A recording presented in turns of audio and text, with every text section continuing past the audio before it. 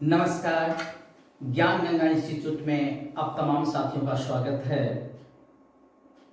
पिछले कई सालों से देखते हुए इस बार की जो 2026 में वस्तुनिष्ठ प्रश्न जो दिया जाएगा, कई सालों से पूछे हुए प्रश्न के आधार पे मैं प्रीवियस ईयर के क्वेश्चन यानी पूर्व सालों में जो पूछे गए प्रश्न है उनका मैं बारीकी से चर्चा करूंगा। अगर क्लास अच्छा लगे तो लाइक, कमेंट्स और शेयर करना नहीं भूलिएगा। तो पहले नंबर क्वेश्चन पे अगर हम बात करते हैं, यूक्लिड विभाजन एल्गोरिथम दो धनात्मक पूर्णांकों के निम्न में से किसे प्रकलित करने का तकनीक है। तो साथियों, आप लोगों को पता होगा कि जब हम विभाजन एल्गोरिथम का बात करते हैं तो इनसे सिर्फ महत्तम समावर्तक ही निकलता है। यूक्लिड विभाजन एल्गोरिथम से हम क्या निकालते हैं? लघुत्तम समावर्तक निकालते हैं, महत्तम समावर्तक निकालते हैं, भागफल निकालते हैं या शेषफल निकालते हैं, जो 2011 में पूछा गया है और यहाँ से कई प्रकार के प्रश्न पूछे जाते हैं। तो आइए हम लोग आंसर पे चिन्ह लगाते हैं। तो यूक्लिड विभाजन एल्गोरिथम दो धनात्मक पूर्णांकों को जब हम प्रकलित करते हैं तो महत्तम समावर्तक इनसे हम लोग निकालते हैं। दूसरी नंबर प्रश्न है 45 और 60 का महत्तम समावर्तक है, यानी आपको कहा जा रहा है कि 45 और 60 का महत्तम समावर्तक निकालिए। तो सबसे पहले हम लोग अभाज्य गुणनखंड विधि से 45 का सबसे पहले अभाज्य गुणनखंड कर लेंगे। अभाज्य गुणनखंड जब 45 को करेंगे तो 3 तिया 9 पंचे 45 हो गया और ये 60 है। 60 का अभाज्य गुणनखंड करेंगे तो 2 दूनी 4 तिया 12 पंचे 60। अगर हमारे पास दो संख्याएं ही अगर दी हो तो उनमें से अगर महत्तम समावर्तक को निकालना होता है तो जो संख्याएं दोनों में मैच करे, दोनों में पाया जाए, वही संख्याओं का गुणनफल हमारा महत्तम समावर्तक होता है। पुनः फिर बारीकी से ध्यान दीजिएगा। 45 का अभाज्य गुणनखंड निकालेंगे, 60 का भी अभाज्य गुणनखंड निकालेंगे और जो दोनों गुणनखंड में उभयनिष्ठ पाया गया, जो दोनों में पाया गया, उन्हीं का गुणनफल महत्तम समावर्तक होगा। तो हम देखते हैं यहाँ पे हमारा 3 है और 60 के अभाज्य गुणनखंड में भी 3 है, तो यहाँ से हम 3 ले लेंगे। दूसरी संख्या उभयनिष्ठ के रूप में 5 है और 60 में भी 5 है, तो 5 ले लेंगे और 3 और 5 का जब गुणा करेंगे तो गुणनफल के रूप में आएगा 15। तो ऑप्शन नंबर ए में 45 है, बी में 3 है, सी में 1 है और डी में 15 है। तो डी नंबर ऑप्शन को लॉक किया जाए, हमारा ऑप्शन डी सही है। तीसरी नंबर क्वेश्चन है, चौथी नंबर जो हमारे पास प्रश्न है, यदि p एक धनात्मक पूर्णांक है तो धनात्मक सम पूर्णांक का रूप होगा। सबसे पहले हम लोग बातचीत कर लेते हैं, 2-3 पॉइंट पे बातचीत करेंगे कि प्राकृतिक संख्या क्या होता है। तो अपने जीवन में जहां से हम लोग गिनती स्टार्ट करते हैं वही प्राकृतिक संख्या होता है, और अगर प्राकृतिक संख्या में शून्य को जोड़ देते हैं, लगा देते हैं, तो वह हमें प्राप्त होता है पूर्ण संख्या। और यहाँ पर पूछा जा रहा है सम संख्या की बात हो रहा है, तो सम संख्या का परिभाषा आप लोग जानते होंगे कि जिन संख्याओं में 2 से भाग दिया जाए और भाग लगने पर हमारा शेष शून्य हो जाए अर्थात 0 हो जाए तो वह सम संख्या होगा। तो यहाँ पे रूप दिया हुआ है जो p एक धनात्मक पूर्णांक है, यानी p के बराबर हम कौन एक ऐसी संख्या मानेंगे जिनको 2 से गुणा करने पर ये सम बन जाए, यानी p के जगह पर वो मान रखेंगे और 1 के साथ जोड़ देंगे तो वो सम हो जाए। ये p जो मान होगा वही सम हो जाए, या 2 के साथ p के मान को गुणा करेंगे, पुनः फिर 1 को जोड़ देंगे तो ये सम संख्या हो जाए। अगर हम बारीकी से बात करें, अगर हमने p बराबर 1 माना तो यहाँ 2p है, 2 को p के साथ गुणा किया गया है तो 2 गुना 1 बराबर 2 हो जाता है। ये 2 एक ऐसी संख्या है जिसमें 2 से भाग करने पर भागफल 1 आता है और शेषफल 0 आता है। दूसरी नंबर को अगर हम चेक करेंगे जो p + 1 है, ये भी 1 + 1 आता है, ये भी मेरे पास जो प्राप्त हुआ वो 2 के बराबर है, ये भी सम संख्या है। और अगर p की बात करें तो हमने यहाँ पर p बराबर 1 माना था, ये विषम संख्या के रूप में प्राप्त होता है। और जब 2p + 1 की बात किया जाए तो 2 गुने p के जगह पे 1 रखना है +1, तो 2 1 2 + 1 बराबर कितना हो जाता है? 3 हो जाता है। तो मैंने यहाँ पे क्या पाया कि 2 एक ऐसी पद है जो सम संख्या के रूप में आता है।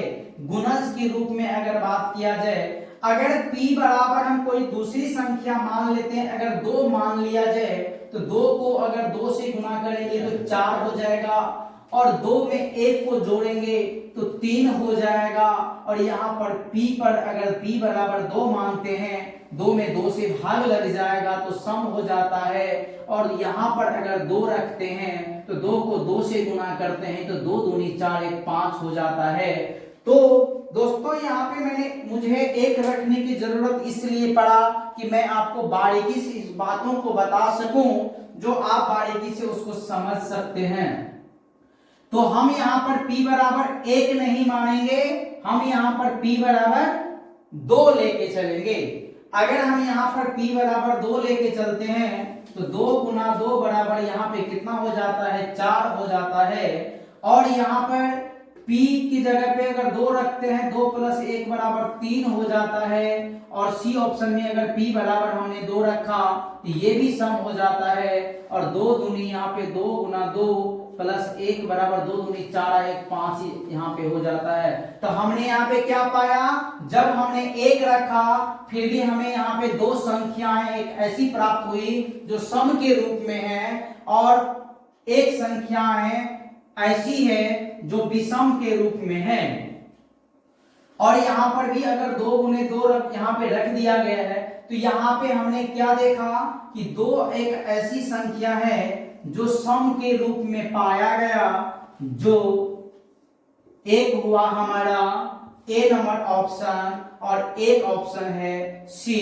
इसमें ऑप्शन देना चाहिए 1 से अधिक, जो ऑप्शन नहीं है तो एक ऑप्शन को हम यहाँ पे जोड़ देते हैं 1 से अधिक, तो 1 से अधिक यहाँ पर ऑप्शन सही है।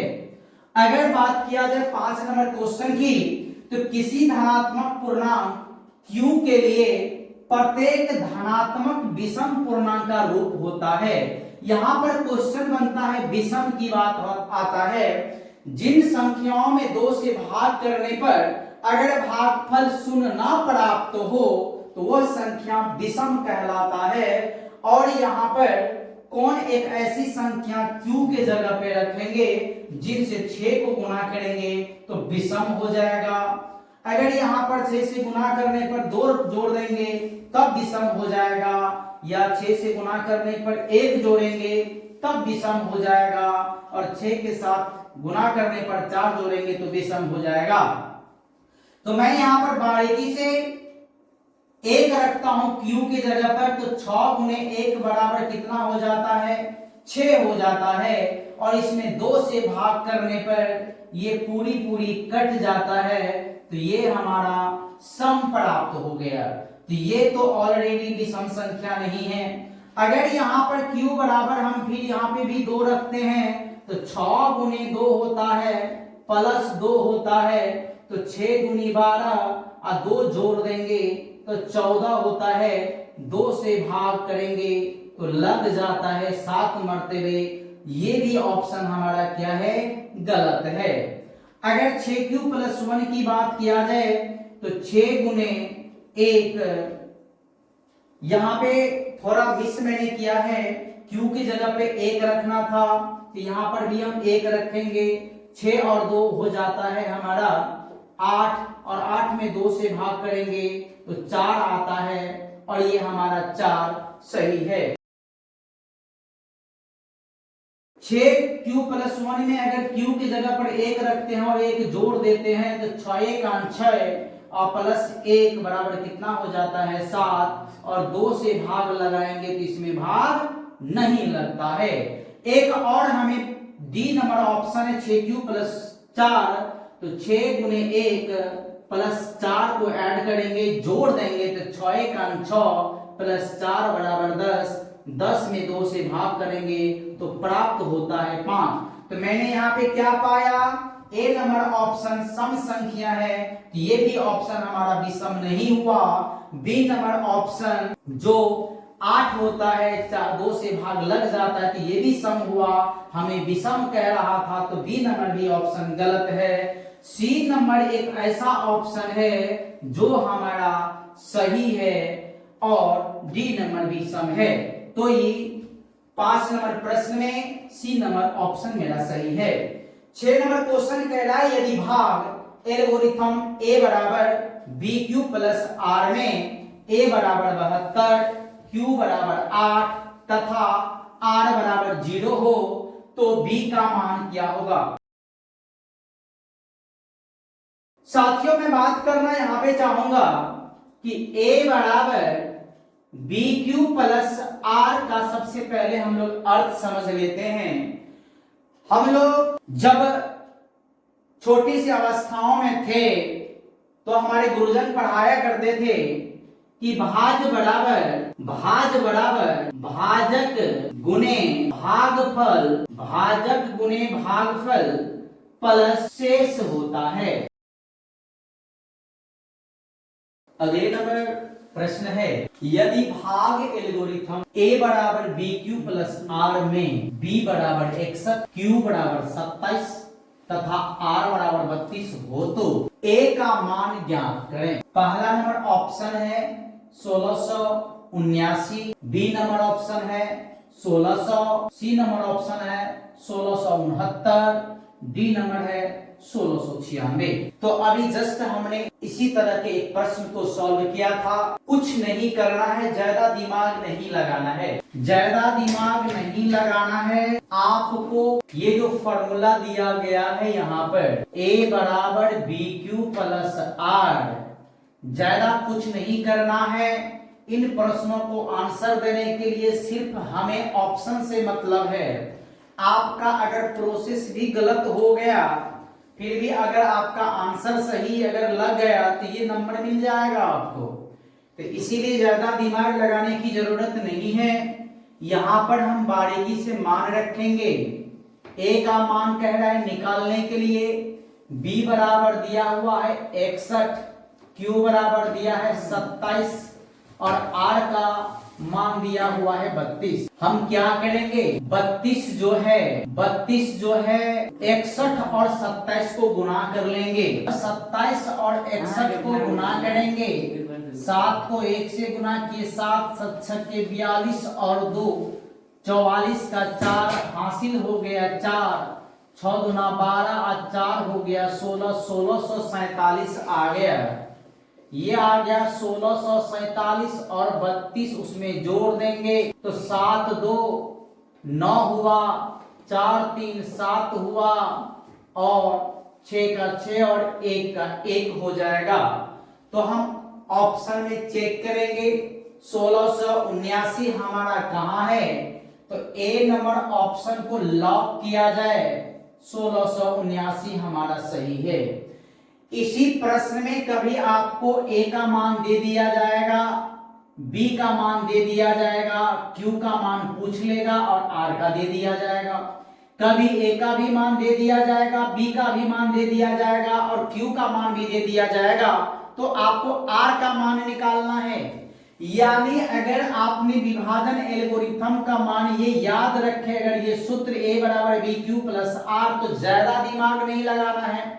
कैलकुलेशन गुना आता रहना चाहिए, भाग आता रहना चाहिए और जोड़ आता रहना चाहिए। कहीं भी ये सवाल आपको नहीं छूटेगा एग्जाम में। अगले नंबर प्रश्न है यदि भाग एल्गोरिथम ए बराबर बी क्यू प्लस आर में बी बराबर 43, क्यू बराबर 31 तथा आर बराबर 32 हो तो ए का मान क्या होगा। ऑप्शन ए में दिया हुआ है 1365, बी नंबर ऑप्शन में दिया हुआ है 1356, सी नंबर ऑप्शन में दिया हुआ है 1360 और डी नंबर ऑप्शन दिया है 1350। फिर भी हम घबराएंगे नहीं। अभी जो सूत्र हमने लिखा था विभाजन एल्गोरिथम का, ए बराबर बी क्यू प्लस आर, अब सीधा यहाँ पे मान बैठाएंगे। बी बराबर दिया है 43, तो ए का वैल्यू निकालना है। बी का मान दिया है 43, क्यू का मान दिया है 31 और आर का मान दिया है 32। 43 और 31 को जब हम गुना कर देंगे तो यहाँ 43 और 31 का गुना कर लेते हैं। 3 एकम 3 हुआ, 4 एकम 4, 3 तिया 9, 9 4 13 के 3 हासिल 1, 4 तिया 12, 1 13। आप मैंने ट्रिक विधि से यहाँ पे गुना किया है, आप विस्तार विधि से गुना करके आराम से लिख लें। तो हमें प्राप्त हुआ 43 और 31 का गुणनफल 1333। जब इनमें 32 को ऐड कर देंगे, जोड़ देंगे, चिपका देंगे तो ये कुल हमें प्राप्त होगा 3 2 5, 3 3 6, 3 का 3 और 1 का 1, 1365 प्राप्त होता है। और ऑप्शन में हम चेक करेंगे, जो पहला नंबर अर्थात ए नंबर ऑप्शन ही 1365 दिया है, यही हमारा सही है। 8 नंबर प्रश्न पे अगर हम चर्चा करेंगे, यदि भाग एल्गोरिथम ए बराबर बी क्यू प्लस आर में बी बराबर 4, क्यू बराबर 5 और आर बराबर 1 हो तो ए का मान ज्ञात करें। साथियों मैं यहाँ पे बताना चाहूंगा, यहाँ जो पूछा गया प्रश्न है यही से धड़ल्ले से क्वेश्चन आता है, लेकिन ये नहीं है कि इस बार आपको ए का मान ही पूछ दे। हो सकता है आपको बी का मान पूछ दे, हो सकता है आपको क्यू का मान पूछ दे। सिर्फ सूत्र याद रखना है और सूत्र में जिसका मान जहां दिया है वहां अगर आपने स्थापित कर दिया और भाग गुना जोड़ घटाव में कहीं प्रॉब्लम नहीं है तो ये आपके हाथ से छूटेगा नहीं और आपको चुटकी बजाने से 1 नंबर प्राप्त होगा। तो यहां पर सूत्र लिखते हैं, ए बराबर बी क्यू प्लस आर। ए हमें निकालना है, बी का मान दिया है 4, क्यू का मान दिया है 5 और आर का मान दिया है 1। 4 और 5 को गुना करेंगे तो 20 हो जाएगा। 1 जब जोड़ देंगे तो हमें 21 प्राप्त होगा। और ऑप्शन नंबर ए में 20 है, बी में 21 है, तो बी को हम लोग लॉक करेंगे। अगले नंबर प्रश्न है, यदि भाग एल्गोरिथम ए बराबर बी क्यू प्लस आर में बी बराबर 73, क्यू बराबर 34 और आर बराबर 23 हो तो ए का मान क्या होगा। फिर भी हम वही काम करेंगे। आपको पता है ए बराबर बी क्यू प्लस आर होता है। ए का मान कह रहा है निकालने के लिए, तो यहां पर बी बराबर दिया है 73, क्यू बराबर दिया है 34 और आर बराबर दिया है 23। हम सबसे पहले क्या करेंगे, 73 और 34 का गुणनफल निकाल लेंगे।